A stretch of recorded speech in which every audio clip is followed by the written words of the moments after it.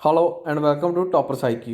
Indian navy की anti ship missile test करने के बाद अब इंडियन एयरफोर्स ने एक ब्रह्मोस सुपरसोनिक क्रूज मिसाइल को टेस्ट किया और इंडियन डिफेंस फोर्सेस काफ़ी तेज़ी से इस मिसाइल्स को टेस्ट कर रही हैं। अगर कुछ ही समय या कुछ दिन एक मंथ में देखें तो तकरीबन 12 से लेकर 15 तक इसरो DRDO ने ऐसी मिसाइल्स टेस्ट की हैं।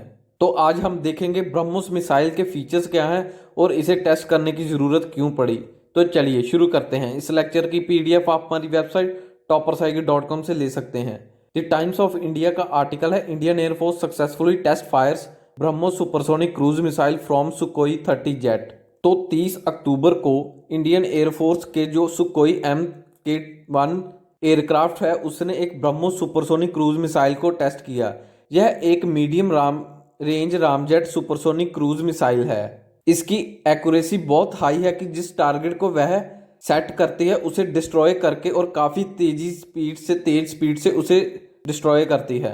और जब इस मिसाइल को सुकोई MKI से लॉन्च किया गया तभी उस समय इंडियन एयरफोर्स ने इस सुकोई में रिफ्यूलिंग एयर में ही की, क्योंकि अगर हम रिसेंट देखें तो इंडिया ने राफेल परचेज किए थे फ्रांस से, उसमें भी यह फीचर है कि हम एयर में ही उसकी रिफ्यूलिंग कर सकते हैं, क्योंकि यह एक बहुत बड़ा एक स्टेप होता है कि इसको रिफ्यूलिंग एयर में करना, कि अगर किस समय कोई वॉर में हो तो हम उसे एयर में ही रिफ्यूल कर पाएँ।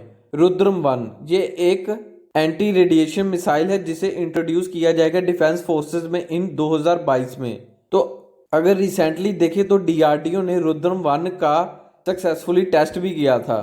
यह एक एंटी रेडिएशन मिसाइल जो कि एनिमी की जो रेडिएशन है उसको डिटेक्ट करके उसको डिस्ट्रॉय करता है। तो अगर हम प्रेजेंट वर्ल्ड में देखें तो तकरीबन बहुत ही कम ऐसी मिसाइल्स हैं जो एंटी रेडिएशन मिसाइल के द्वारा इस अपने टारगेट को हिट करती है। इंडिया के पास रुद्र मिसाइल है जो कि एंटी रेडिएशन मिसाइल है। ईरान की बात करें तो उसके बाद होर्मोज। ताइवान के पास भी एंटी रेडिएशन मिसाइल है जिसे TC-2A कहते हैं।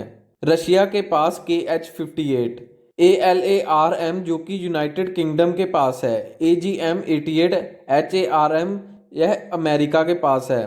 तो अगर MAR-1 की बात करें तो यह ब्राज़ील के पास है, मगर यह अभी अंडर डेवलपमेंट है। मगर रिसेंटली DRDO ने कहा कि वह इस मिसाइल के 2 वेरिएंट और भी तैयार करेंगे, जैसे सरफेस टू सरफेस और सरफेस टू एयर, यानी कि यह इंडियन आर्मी के लिए भी हम इसे तैयार करेंगे। तो अगर एयर टू एयर देखें तो यह इंडियन एयरफोर्स के पास तो है, मगर रशियन एयरफोर्स के पास भी ऐसी मिसाइल है एयर टू एयर। मगर ब्रह्मोस की इतनी ज़रूरत क्यों है? अगर इसके फीचर्स देखें तो यह एक integrated BrahMos supersonic cruise missile है जिसे सुकोई 30 MK-1 में इंटीग्रेट किया जाएगा। तो अगर इसकी रेंज देखें तो तकरीबन 400 किलोमीटर तक यह अपने टारगेट को डिस्ट्रॉय कर सकता है। इसका मेन फीचर यह है कि ये किसी भी वेदर यानी कि बारिश, रात या दिन में किसी भी समय वह इस अपने टारगेट को हिट कर सकता है। तो अगर इंडिया की रिसेंट मिसाइल्स देखें तो जो सक्सेसफुली टेस्ट की गई, 30 अक्टूबर को इंडियन नेवी ने एक वीडियो रिलीज की जिसमें INS प्रबाल ने एक मिसाइल लॉन्च की और सिमिलर टेस्ट इंडियन नेवी ने 30 अक्टूबर को किया जो कि एक एंटी शिप मिसाइल थी। इसे INS कोरा से लॉन्च किया गया इन बे ऑफ बंगाल।